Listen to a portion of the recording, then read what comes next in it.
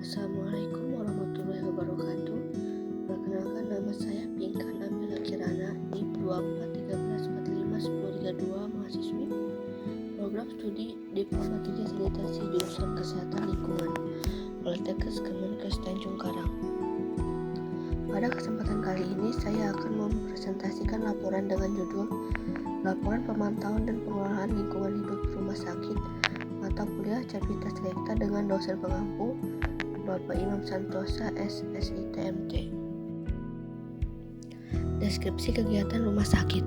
Rumah Sakit Pelabuhan Jakarta melaksanakan kegiatan pelayanan kesehatan yang meliputi pelayanan medis, keperawatan, penunjang medis, serta kegiatan administrasi dan manajemen. Dalam mendukung kegiatan operasional tersebut, rumah sakit juga melaksanakan pengelolaan dan pemantauan lingkungan sesuai dokumen UKL-UVL, meliputi pengelolaan limbah medis dan non-medis, limbah P3, pengolahan air limbah melalui IPAL, serta pengendalian kualitas udara, kebisingan, dan sanitasi lingkungan guna menjaga kesehatan lingkungan sekitar. Kegiatan pemantauan dan pengelolaan lingkungan hidup rumah sakit. 1. Air bersih. Penyediaan air bersih untuk seluruh kegiatan rumah sakit, pemeriksaan kualitas air sesuai standar kesehatan, pemeliharaan sarana distribusi air secara rutin. Yang kedua, air limbah. Pengolahan air limbah melalui IPAL, pemantauan kualitas air limbah agar memenuhi baku mutu, pemeliharaan IPAL secara berkala. Yang ketiga, kualitas udara, pengelolaan ventilasi dan sistem AC ruangan, pemeliharaan sarana sirkulasi udara, pemantauan kualitas udara lingkungan rumah sakit. Yang keempat, kebisingan, pemantauan tingkat kebisingan rumah sakit, pengendalian sumber kebisingan kegiatan operasional, penyesuaian kebisingan sesuai ambang batas. Dan yang kelima, sanitasi lingkungan, pengelolaan limbah medis dan non-medis, pengendalian faktor dan kebersihan lingkungan, pemeliharaan sarana sanitasi rumah sakit.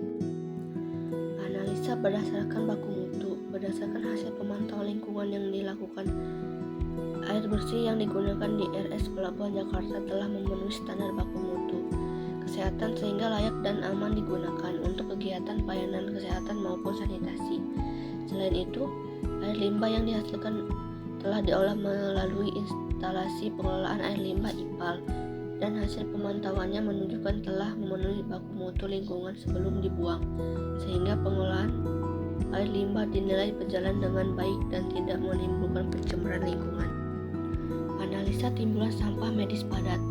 Timbulan sampah medis padat selama periode Januari sampai Juni 2023 menunjukkan fluktuasi yang dipengaruhi oleh aktivitas pelayanan kesehatan. Jumlah terendah terjadi pada bulan Maret yaitu 2,436 kilo, sedangkan tertinggi pada bulan Mei 3,388 kilo yang mengindikasikan peningkatan kegiatan medis pada bulan tersebut. Total timbulan selama 6 bulan mencapai 16,439 kilo, sehingga diperlukan pengelolaan sampah medis yang konsisten dan sesuai prosedur agar tidak menimbulkan risiko kesehatan maupun pencemaran lingkungan. Analisa timbulan limbah medis B3. Timbulan limbah medis B3 Januari sampai Juni 2023 berfluktuasi dengan nilai terendah pada Maret 2,436 kilo dan tertinggi pada Mei 3,388 kilo. Fluktuasi ini menunjukkan bahwa jumlah limbah dipengaruhi oleh aktivitas pelayanan kesehatan sehingga pengelolaan limbah B3 perlu dilakukan secara konsisten dan sesuai standar. Analisa timbulan sampah domestik. Timbulan sampah domestik selama periode Januari sampai Juni 2023 menunjukkan jumlah yang stabil yaitu sebesar 15 kilo per bulan tanpa adanya fluktuasi. Total timbulan sampah domestik selama 6 bulan mencapai 90 kilo. Kondisi ini menggambarkan bahwa aktivitas harian dan operasional berlangsung relatif konstan, sehingga diperlukan pengelolaan sampah domestik yang berkelanjutan dan konsisten agar tidak menimbulkan penumpukan serta dampak terhadap lingkungan. Selanjutnya, analisa pengolahan dan pemantauan.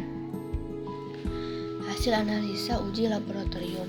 Hasil analisa uji laboratorium limbah cair semester 1 tahun 2023 menunjukkan bahwa sebagian besar parameter telah memenuhi baku mutu.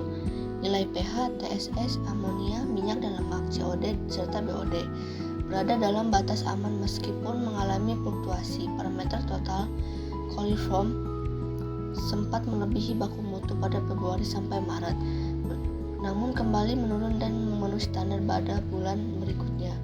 Secara umum, kualitas limbah cair terkendali, namun pemantauan dan pengelolaan tetap perlu dilakukan secara rutin. Selanjutnya, hasil grafik kualitas limbah cair. Grafik menunjukkan hasil pemantauan parameter pH air limbah IPAL Rumah Sakit Pelabuhan Jakarta selama periode Januari hingga Juni 2023. Nilai pH yang diperoleh setiap bulan berada pada kisaran 7 hingga 8, yang masih berada di antara batas normal pH 6 dan ambang batas baku mutu lingkungan pH 9. Hal ini menandakan bahwa proses pengolahan air limbah di IPAL berjalan dengan baik dan mampu menjaga keberstabilan pH. Laporan pengujian kimia dan fisika. Hasil pengujian pusat penelitian menunjukkan bahwa sebagian besar sampel tidak memenuhi standar SNI 8836/2019 dengan hanya 1 dari 10 sampel yang memenuhi syarat. Hal ini menandakan perlunya evaluasi dan perbaikan proses laundry rumah sakit. Pengujian air bersih dapur gizi menunjukkan parameter E. coli memenuhi standar, namun total coliform tidak memenuhi baku mutu, sehingga diperlukan evaluasi kualitas air.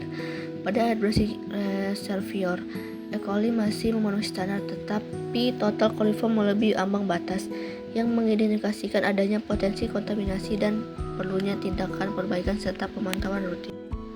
Selanjutnya, penggunaan air bersih di Rumah Sakit Pelabuhan Jakarta.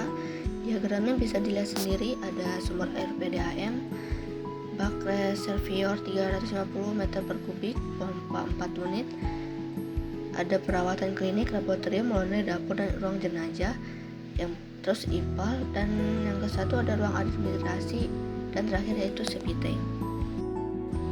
Selanjutnya ada pengolahan limbah cair di Rumah Sakit Pelabuhan Jakarta, yaitu ada diagram dan pengertiannya.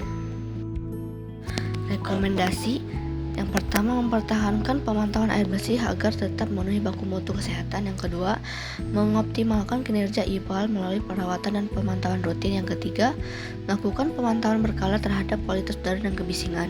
Yang keempat, meningkatkan pengolahan sanitasi dan limbah rumah sakit sesuai ketentuan. Dan yang terakhir, memperkuat dokumentasi dan pelaporan UKL-UPL.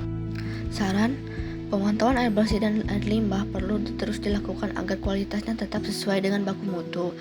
Yang kedua, kinerja IPAL sebaiknya dijaga melalui perawatan dan pengecekan rutin. Yang ketiga, pengawasan terhadap kualitas udara dan tingkat kebisingan perlu dilakukan secara berkala. Yang keempat, pengelolaan sanitasi serta limbah rumah sakit perlu ditingkatkan sesuai ketentuan yang berlaku. Yang kelima, pencatatan dan pelaporan kegiatan UKL-UPL perlu dilakukan secara konsisten dan tertib. Kesimpulan, pelaksanaan upaya pengelolaan dan pemantauan lingkungan UKL-UPL di Rumah Sakit Pelabuhan Jakarta pada umumnya telah berjalan dengan baik dan sesuai dengan ketentuan yang berlaku. Pengelolaan limbah medis dan non-medis, air limbah, serta pemantauan kualitas lingkungan telah dilaksanakan secara rutin untuk meminimalkan dampak terhadap lingkungan dan kesehatan. Namun demikian, masih diperlukan peningkatan konsistensi pengawasan, pencatatan, dan perbaikan berkelanjutan agar pengelolaan lingkungan rumah sakit dapat berjalan lebih optimal dan berkelanjutan.